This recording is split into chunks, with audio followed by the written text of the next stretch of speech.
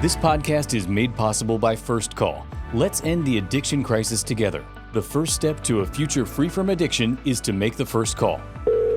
Good morning, this is First Call. How may I help you? Call 816-361-5900 or go to firstcallkc.org. Welcome back to Answering the Call, a First Call podcast. My name is Bill Brandmeier. I'm the host today, and I'm here with my good friend Emily. Emily Hay. She's the president and CEO of First Call. We're here to really tell you, the listener, and everyone who would listen to what we have to say, that First Call is an amazing organization that does things that you wouldn't even think of and is always there to answer the call. There's a hotline number. We have a hotline. Yeah. 816-591. 361-5900. 361-5900. 816-361-5900. Yeah, we're doing the easy work of ending the addiction crisis in Kansas City, right? Yep, that's exactly right. And today we're talking, we're going to take a closer look at where recovery intersects with our work, our purpose, and really our dignity. Like, you know, it's one thing to know that you have a problem. It's another thing to do something about it. We have a guest on that's going to come and talk a little bit about what it's like to live out in the world, the convictions that you find in recovery and in salvation. So I'm excited about it. Eric? Hey, how y'all doing today? Eric Cohen is gracious enough to come join us today, and Eric's recovery journey is something that we're going to talk about. We're going to get a chance to get some of the energy that he brings into the room. The moment I met him, I was like, this guy's got it.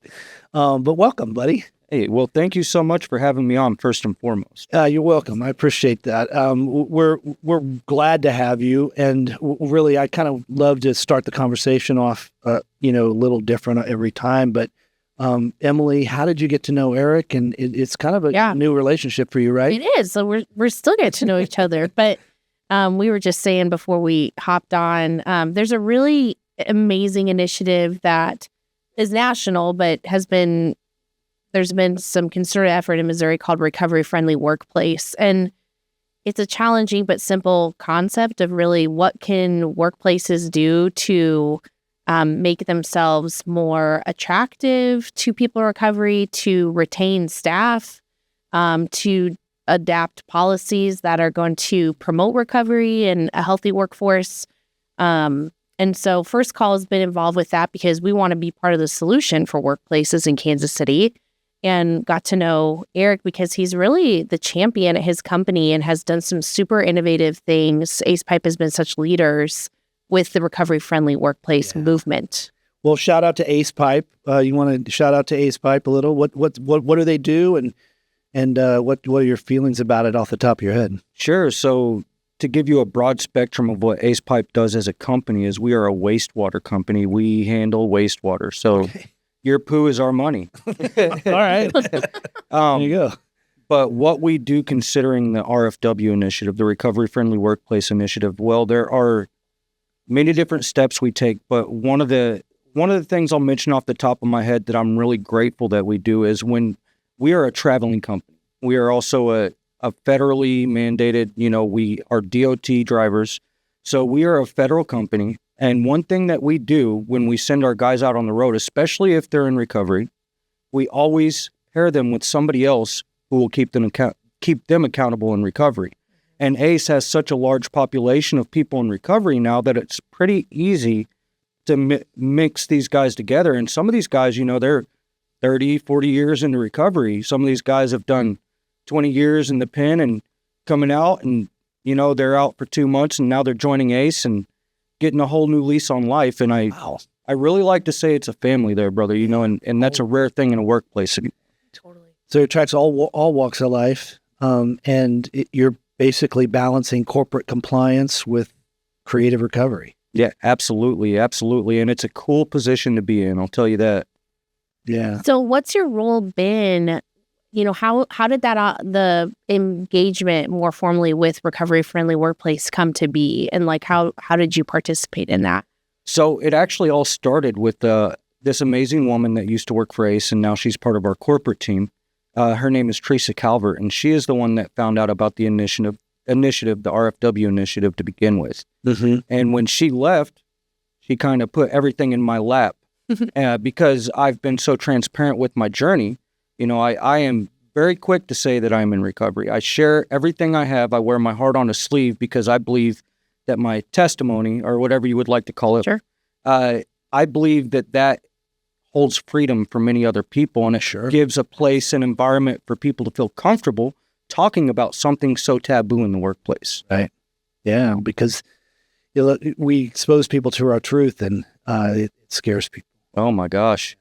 Well, I mean, and at work especially, I mean, it's different even than sharing with a friend or a neighbor. I mean, the stakes are so high. Yeah, I mean, we all sure. rely deeply on our employment, obviously.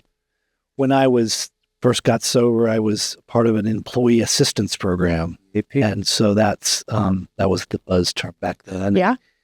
And they paid for Valley Hope. I went there, and Atchison, Kansas? Yeah, up in Atchison. And they paid me while I was there. I think are we doing a valid commercial? I'm an now? alumni. So, yeah, I'm All with right. you. Hey, we're on the same team. I love it. Yeah, they paid me. And a lot of people said, well, that's pretty high bottom. You're getting paid to go to treatment. But by the grace of God and one day at a time, it's worked for me and gave me a life I could not imagine having and the blessings that come with recovery. And I celebrate that. You know, I'm kind of like you, wear my heart on my sleeve. I'm not afraid to share the fact that my life has been about sobriety and recovery and the unity of coming together and being a part of a community of other recovering people, whether that be in AA, NA, or church or whatever. But in the work, it is a little tricky. There is a stigma around it.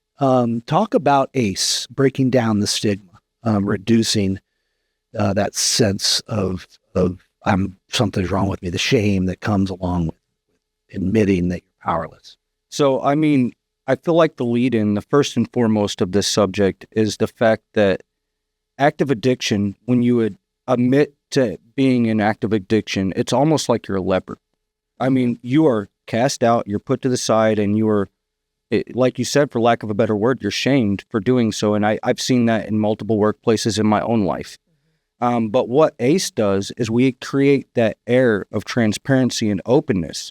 Like I said, all my guys are DOT drivers. That means they hold a CDL, which means that we have to be federally compliant, which means random drug test, reasonable suspicion, all these different things. And so that's tricky with the workforce that's coming in recovery. Yeah. However, what I always tell my guys from the very beginning of their trip with Ace Pipe, you know, from the very beginning of employment, I let everybody know that if you have an issue, come see me. You know, don't keep it in the dark. Come see me before it becomes a random, before it becomes a reasonable suspicion, urinalysis, and I have to fire you and make you go through these other steps that you don't have to go through. You know, there's a way around these things, and it's a matter of compassion and love, at least in my opinion, you know. Wonderful. It's not hard to love people, not for me, so. I think that's so right. And I think we get the question and, you know, from HR or like, people don't know what they can and cannot do, what they can and cannot say. But it's like, if you're just leading with your humanity first and meaningful offer of support and help, you're going to be way ahead. And First Call, I would say half of our employee population are people in recovery as well. And it imbues everything that we do. It changes our entire workplace in a way that I think is kind of similar to what you're saying. Yeah, and I will give you guys your flowers. I love First Call. I absolutely love First Call. I have done, I do quite a bit of ministry or a lot of volunteer time, I guess we'll call it. And when I'm out there, actually, I have gotten things from First Call to be able to hand out to people. Oh, yeah. I mean, Good. life-saving kits that go to the homeless population, the people who are really in the trenches. Right. And I have been able to take those supplies and utilize them and give them to people and give, you know, maybe a third, fourth, fifth chance at life sometimes with those overdoses. We know all about the numbers, the statistics of these people dying on the streets daily. So what you do at first call is absolutely beautiful. I got goosebumps talking about it. So That's great. Well, let's talk about your recovery journey. So, you were raised here in Kansas City, or are you from? How did you get? You said 12 years, right? It's 12 years sober. that's right. And you were a real drug addict. Oh yeah, I was. Methamphetamines were coursing through my veins at one point, and I think there was more meth than blood in my veins at one point. Yeah. That's scary. It was a terrible, terrible thing, and the things that drugs will make you do that you would never do in your right mind. It's insane. It really is. And, I guess to bring you back, I am not originally from Kansas City. I lived on the Gulf Coast, got wiped out by Hurricane Katrina in 2005. But my mother passed away around that time as well. When she passed away, I lost it. She was my best friend. I fell off my rocker and I went deep into drugs. Everything you can imagine, there was not anything that I wouldn't touch. And it led me down a spiraling path for a long time. Trying not to feel the pain. Yeah, run away. I think it's that fight or flight instinct, and I definitely hit flight. Yeah. And it led me down a path that was very hard to come back from. And without what I know as my truth, there's no way I would be here sitting here talking to you guys today. Absolutely. So how'd you meet your truth? Where did that tell the moment of truth? What? So this is a very interesting one, actually. The first time I met my truth, which is God, the first time I met my truth was in Atchison, Valley of Hope, which we were just talking about. Exactly. Well, they have pastors on staff. And this guy, I didn't have a clue who he was. He was just a pastor. Like, I didn't even believe in God at this point. I grew up in a Jewish household. I'm like, Jesus, what are you talking about? But this pastor, he said, do you really want to be with your wife? And I was with my wife at this time. He said, do you really want to be with her? I said, yeah, more than anything. I want, and at this point, there was a lot of hatred, a lot of bitterness. Obviously, meth does bad things. Sure. Betrayal, all that. Yeah, absolutely. And so all this was in play. And this pastor asked me simply, he said, do you want to be with your wife? And I said, yes. He said, well, let me pray for you. And he lifted me up. And I promise you, 2 months later, I was back with my wife in the household, which seemed like an impossible thing. Like, she hated me. She had verbally expressed those words that she had hated me, which I understand completely. I was Not lovable. Yeah, I was definitely not lovable. And so that's where it all started. And then fast forward just a little bit, about 6 years ago, I had just gotten baptized. And so this is crazy. I had just gotten baptized, raised up, connected eyes with this woman, and committed adultery the same day I got baptized. And when I did that, I felt this conviction inside of me, and I didn't know what to do with it. The only thing I knew is if I didn't tell my wife what I had done immediately, I was going to go kill myself. And so I said, okay, Lord, I'm going to go tell my wife what I've done. And that was the hardest thing I've ever had to say in my life. I told her. I was honest with her, forthright, and she kicked my butt out. Obviously, any woman in her right mind would do that. I sat out in my truck in a cul-de-sac for 4 weeks by myself, just mulling over things. I had this piece next to me, and I was about to take my own life. I was done. I was at the end of it. I didn't want to live anymore, and I was writing a poem. And this beat came on my YouTube, and I heard something audibly speak to me. I want you to rap. I'm like, I'm 35 years old and I'm white. I don't know if this is a good idea, but that was really the confirmation. The beat became your breakthrough. Exactly right. Exactly. He gave me a way to express myself, and not only express myself, but to reach out to others who have suffered in the same way that I have. Well, I'm sorry you had to go through that. And I'm sorry your ex-wife? Yep. Yeah. I'm sorry she had to go through that. That sucks. And it's, ironic that it happened on the day that you were baptized. That's just so weird how sometimes I think God's up there laughing at us. Just like, I got something for you. Yeah. But a miracle. You're a miracle. Yeah. Talk about this relationship with music a little bit.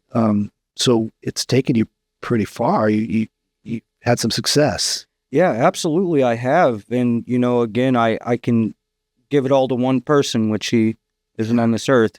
Well, he's all around us. But anyway, we'll get past that. Anyway, I got you.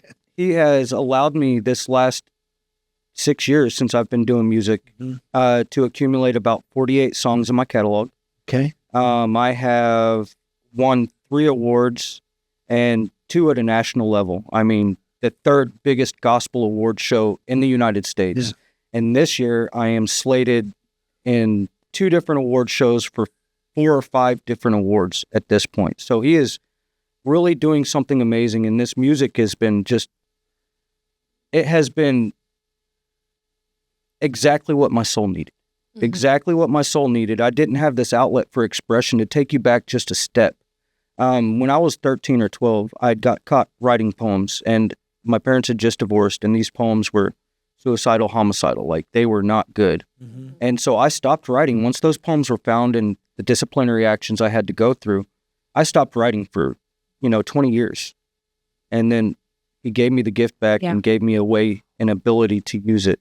Can you hit us with one of your favorites right now? Eric Cohen, going hard, all glory to my God. He dropping all these bars, people reaching for the stars. I'll give you a little taste. That's awesome. Then you came back with a healthier, more healed version of those 12 or 13. The dark ones, yeah. Yeah, it's amazing. Yeah. He did something amazing with it. So faith, creativity, purpose all play out in your relationship with Ace. Yeah, absolutely. So Ace is just the kind of place that allows me to be me. Mm-hmm. And that is beautiful because when I can be me, I can be calculated. I can be an asset in more ways than just a cog in the wheel. And all these things I've talked about up to this point lead into who I am as the recovery-friendly workplace coordinator. Because I can take all these different things inside of me, and I'm able to relate to just about anybody. Yeah. Well, and I think that's the thing about stigma too, is if you're laying yourself a little bit to bear, it's an invitation for someone to do the same. And I think in a workplace, it's a really fine balance. We talk about this all the time because, we want to talk about that word accountability. Mm. But when you have a very psychologically safe or open workplace, that is such a asset. And then you have to kind of balance it with hey, I care about you. I see you. I understand you're going through these things. How can we make sure that you still are meeting this, and this goal? Yeah. Have you had that challenge at work? I have. And I've had to pull guys out of the field. I've driven up to Iowa to grab guys and take them back here for recovery related things, So I've seen that balance and that ebb and flow, and people that, are still stuck and people that are willing to try, and it's hard. It's hard because you're right. At the end of the day, there are many different balances in ACT, but at the end of the day, Ace Pipe wants their production. We're a production-based company and we need to make money. Right. But in the middle of all that, is where I lie. And where I have this opportunity to reach out and redirect or speak love or wisdom or life into somebody who may not have had that for 20, 30 years. Who knows? So have they created a role for you as RFW guy? Are you the director of RFW? I am, but let me take this hat off and put on this hat because it's one of my many roles inside of Ace Pipe. Okay. Yeah, so it's... But you might be called upon to take a break from your job and go do something that's going to help someone, save someone's life. Absolutely.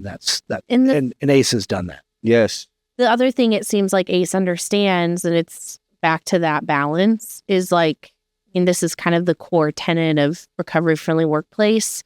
There's a business case to be made for supporting people in recovery. It's more cost-effective. It's more productive. It saves us on health insurance costs. From a business perspective, if we're focused on the bottom line, you should still make sure that people have the supports they need to stay healthy and sober. Yeah. And I think that is not, to you and me, that makes perfect sense. And Bill, I bet that makes perfect sense to you too. But it's wild to me thinking about purposeful decisions that lots of workplaces make where I'm you're not doing, after my husband works in corporate America, it's after the Christmas party every year, someone's getting fired. And I'm like, well, maybe you should do something different. They're in denial. I mean, just like you are within your like in your family, you're in denial. In your workplace, you're in denial that this is actually affecting how we operate with one another and how we produce. And it just makes sense that you would open this conversation up and create safe spaces for people to share. And practically speaking, we were talking a little bit before we started today, you know, what is it like to celebrate life with ACE? And then do they accommodate a sense of sobriety or a sense of recovery when they have Christmas parties and, you know, 4th of July celebrations and birthdays? And is there an acknowledgement that people are sober? So there is an acknowledgement, and in the same token, you know, you can see it mixing in with the people who still want to do their thing, which isn't a big deal. Yeah. However, you'll see at most Christmas parties I've been to, there's 2 groups, you know, and they all mingle together and socialize and love on each other. However, there's the people that are not going to get wasted, and the people that are, you know, and and for me, there comes a certain point in the night where you're like, okay, time for me to check out. Like, like y'all are getting too much. Let them have fun. Yeah. I want to go home and enjoy Netflix or something. Yeah. So ACE does have that sense, but there's no intentional, we're going to create a mocktail or we're going to have, here's the sober drinks. Those are served. Yeah, Okay. absolutely. Those are, they're on the menu at any event that we do. There's mocktails or, you know, non-alcoholic O'Douls, something like that, to where people can still enjoy. But yeah, the celebration. Yeah, exactly. And not feel apart. Yes. We talked, Bill and I have talked about, that's one of my favorite things about working at First Call. I'm not in recovery myself, but I love the fact that alcohol is not part of my workplace because I'm a mom of little kids. Like, Sure. But we also do fun stuff. Like we go play pickleball or we're doing a game show or we're trivia night. And I love that about sometimes as grownups, like we just have to get back to like what fun really is. Yeah. And it's not that hard to accomplish without alcohol. No, it really isn't, is it? No. I only thought I was having fun when I was high. Isn't that Come to find out, it wasn't fun at all. Yeah, right. You know, obviously, there's a competitive world out there. There's people out there trying to do the same thing ACE is doing. Are there companies that are looking at how ACE is handling recovery-friendly workplace and going, oh, we should be doing that too? Let's talk to them about how that's working. And you have any kind of relationships with other companies that might be looking into work-friendly? Sober friendly. I do. I have a handful of companies that I speak to quite often, including First Call. And then there's, I can't think, they're out of St. Louis. Prevent Ed. Yes, Prevent Ed. They are so amazing. Yeah. Yes. And there's a few others. Is that a sister? Yeah, we're both affiliates of the same national organization. Right. Yep. Cool. Yeah. And they're just as amazing. Yeah. Yep. They really are. A bunch. Yeah. Well, you talk highly about First Call. You talk highly about ACE, and you've got this rap career. How do people find you? Are you rapper Eric? What do you go by? And are you out there in socials selling your beats? Yeah. Well, absolutely. So I am just Eric Cohen. Okay. I spoke to God about this, and Eric means ruler, and Cohen is Hebrew for priest. So he gave me the perfect name. Yeah, the ruler piece. Yeah. So Eric Cohen is what I'm under, and you can find me anywhere. Any streaming platform, all socials. I'm going to check it out. I'm excited. Thank you. And I guess shameless plug for our shared work is that if you're listening and you're a company in Kansas City that's curious about recovery friendly, like First Call wants to talk to you, Eric wants to talk to you. I think that's a big part of what's being built in our region is really mentoring and helping kind of bring, sharing policies and ideas. And it only makes financial sense. Yeah. Everyone should be investigating this and trying to incorporate this into how they human resources. Yep. It's a smart business decision. Recovery belongs everywhere, including the workplace. If your organization wants to be a part of the solution, visit firstcallkc.org. Call them today. No matter where you are, hope can start. Absolutely. The number again, 816-361-5900. That's the one. Call if you need help. This is Answering the Call, and we'll be back with another episode soon.